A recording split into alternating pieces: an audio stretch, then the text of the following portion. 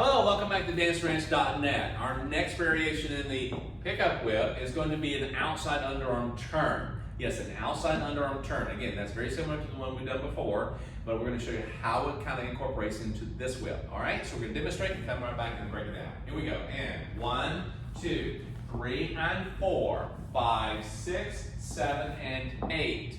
Very nice. So take it from this angle.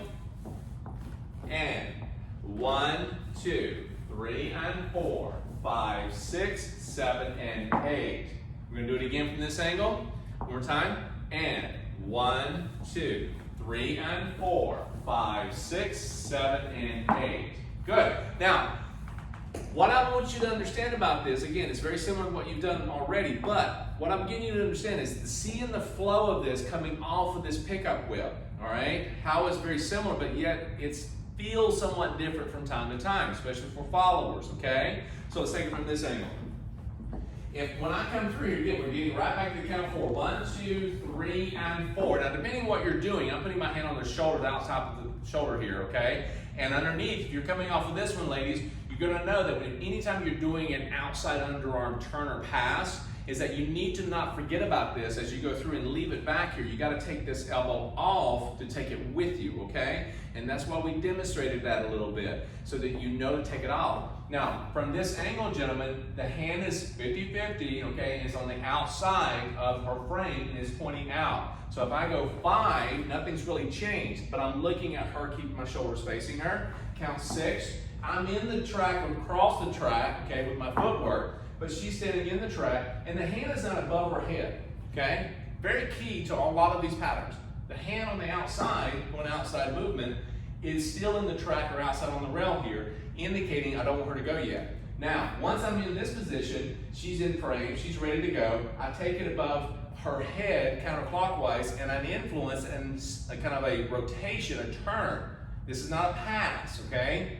You're not leaving it hanging out here like we did previous, okay? You're actually gonna go around her head and then open. Now when I go around her head, I'm not forcing it down and releasing, gentlemen. I'm actually facing her. As she comes out of this 5, 6, I'm gonna go around her head, looking at her, bringing it down nice and easy, releasing that hand, and then coming in and trapping the other. We talk about this trapping, meaning that I put the hand, she's gonna come in with her framework, and it's gonna go right into her hands here. You don't wanna clasp it with your thumb behind or grab it harshly, okay? Now. And we don't wanna try to help. Right, don't try to help. This is not a good thing. All right, now the other thing is this, ladies, I know you got these, great looking fingers and these fingernails. Yeah, when you actually got stuck out like this, like a porcupine, he's gonna have his hand here, and that thumb or those fingers are gonna go right into his palm, and he's gonna either cut it with the nail, or it's gonna jam your hand or break your finger. So you wanna make sure that your fingers stay low. If you wear fake fingernails, that can actually pop a nail. Yeah, pop a nail will peel it back. So yes, I know this is one of the things you gotta be sure this is real stuff here. Yeah. So when I come in, I'm grabbing the wrist. Now, if you do the fox and the hound, as I call it, you may end up, see her coming around, and you're gonna chase her and catch the hand, all right? Let me demonstrate that. And she's into this point here, boom, count 6. And she goes 7 and 8. I'm actually looking at her and trying to catch the hand. I don't want to clasp her fingers and grab real hard. I may get a wrist every once in a while, but I want to be sure that I'm actually just going to hold the hand. Now, I like trapping a little bit because it allows me to not have to worry about anything as far as, her interfering or me being too late. Or nails. Or anything, exactly. And just to kind of follow up on that, so what we're saying with that as far as nails and all of that is, ladies, that's why it's important for your hand just to have that kind of relaxed. Right, like an armchair, the hand's leaning over the armchair. Nice and easy, and relaxed. Doing this and trying to help, because then our fingers just poke into things like this. Exactly.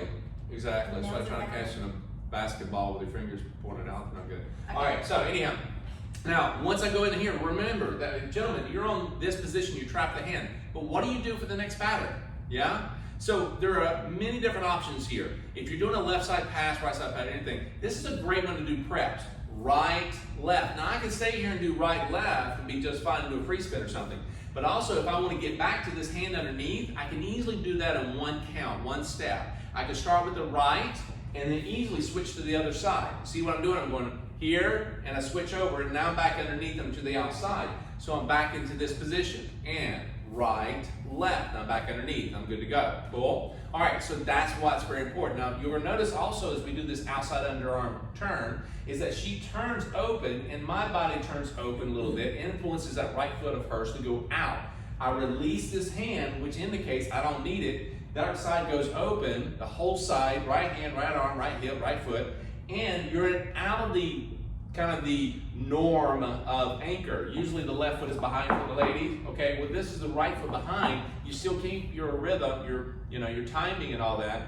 It's just that it's a different movement or position. Great component because it's done in all dances, and the next thing you know, you're back in business. And I'm also facing this way. I'm not facing her here because this requires me to open up to get this arm across. Cool? So this is a great one to have. You want to go back through this slowly. Again, we've done this in the previous whip as well, but you want to kind of go through this and find yourself kind of understanding and get your flow with this, all right? It's a great one to have. I love this pattern because it influences a lot of other things that I do. So hang with us, come on back, and we'll give you another pattern to work on. All right, see you in a moment.